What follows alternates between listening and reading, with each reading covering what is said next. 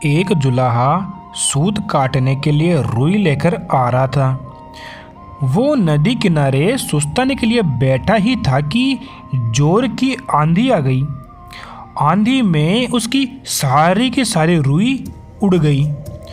जुलाहा घबराया, अगर बिना रुई के घर पहुंचा तो मेरी पत्नी तो बहुत नाराज़ होगी। घबराहट में उसे कुछ न सूझा। उसने सोचा, यही बोल दूंगा फुर्र फुर्र, और वो फुर्र फुर्र बोलता जा रहा था। आगे एक चिड़ीमार पक्षी पकड़ रहा था। जुलाहे की फुर्र फुर्र सुनकर सारे पक्षी उड़ गए। चिड़ीमार को बहुत गुस्सा आया।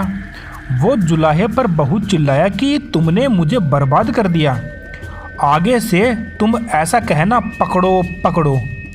जुलाहा जोर जोर से पकड़ो पकड़ो रटता हुआ आगे जा रहा था। रास्ते में उसे कुछ चोर रुपए गिन रहे थे।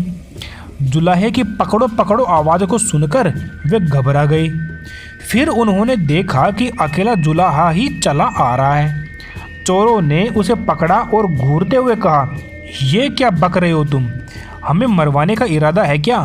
तुम्हें कहना चाहिए इसको रखो ढेरों लाओ, समझे? क्या बोलना चाहिए? इसको रखो ढेरों लाओ। जुलाहा यही कहता हुआ आगे बढ़ गया। इसको रखो ढेरों लाओ, इसको रखो ढेरों लाओ। जब वो शमशान के पास से गुजर रहा था तो वहाँ गांव वाले शवों को जला रहे थे। उस गांव में हैजा फैला हुआ था। हैजा जो कि एक बीमारी होती है, वो महामारी वहाँ पे फैली हुई थी। जुलाहे ने जोर से कहा कि इसे रखो ढेरों लाओ, इसे रखो ढेरों लाओ। तब लोगों को बहुत गुस्सा आया। वे चिल्लाए कि तुम्हें शर्म नहीं आती? हमारे गांव में इतनी भारी दुख फैला है और तुम ऐसा बकते हो? तुम्हें कहना चाहिए, तो बड़े दुख की बात है, तुम्हें ये कहना चाहिए। जुलाहा शर्म से पानी पानी हो गया।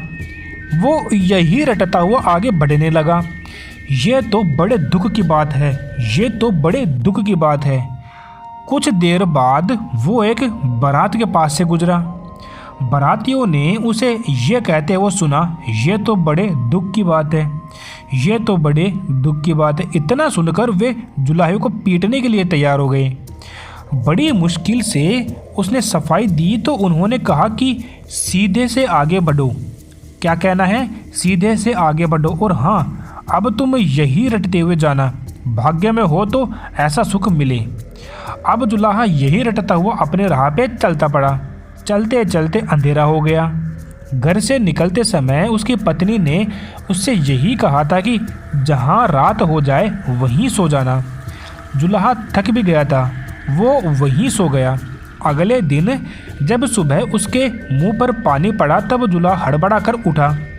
आंखें खोली तो देखता ही रह गया, ये तो उसी का घर था और अभी अभी उसकी पत्नी ने ही उस पर पानी फेंका था। जुलाहे के मुंह से निकल पड़ा, भाग्य में हो तो ऐसा सुख मिले। इसके बाद से उसकी पत्नी ने जब सुना कि जुलाहा तो मेरी तारीफ कर रहा है तो उसने उससे कुछ भी नहीं कहा और फिर दोनों आराम से रहने लगे। ऐसी ही और कहानियाँ सुनने के लिए आप हमारे इस चैनल को सब्सक्राइब करें। धन्यवाद।